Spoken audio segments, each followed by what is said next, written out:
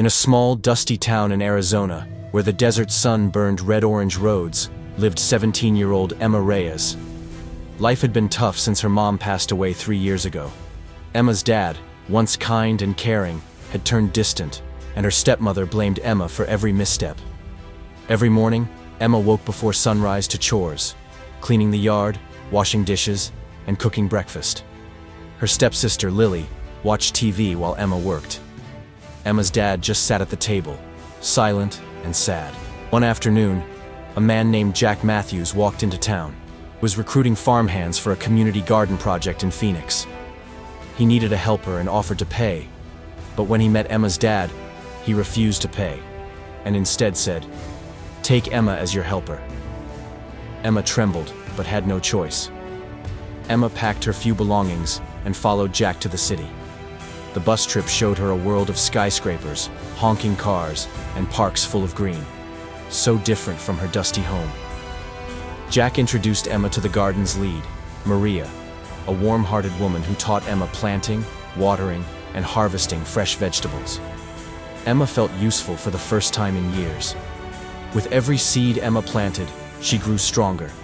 She made friends, like Malik, a college student studying urban farming. They laughed together and shared stories under fairy lights strung across the garden. At the local farmer's market, Emma caught the eye of Mark, the mayor's son. He offered her a scholarship to a top private school, fancy clothes, and a chance to travel abroad. It sounded amazing. Emma wrestled with the offer. She remembered Maria's kindness and Jack's belief in her. But Mark's promise of instant change was tempting. When Mark pressed her to decide, Emma politely thanked him, but said no. She chose the garden and her new friends over a life bought with favors. After a summer of growth, Emma went back to her dad's house, carrying fresh produce and confidence.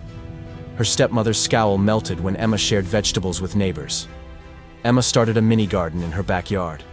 Neighbors joined, planting tomatoes, peppers, and herbs. Her dad, seeing the joy Emma brought, apologized for his harshness.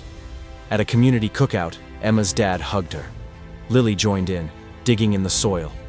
Emma realized forgiveness and teamwork can heal old wounds. Months later, Emma's school held a garden fair. She spoke on stage about growing food and dreams. As applause filled the air, Emma smiled. Her journey from dusty chores to leading change had just begun.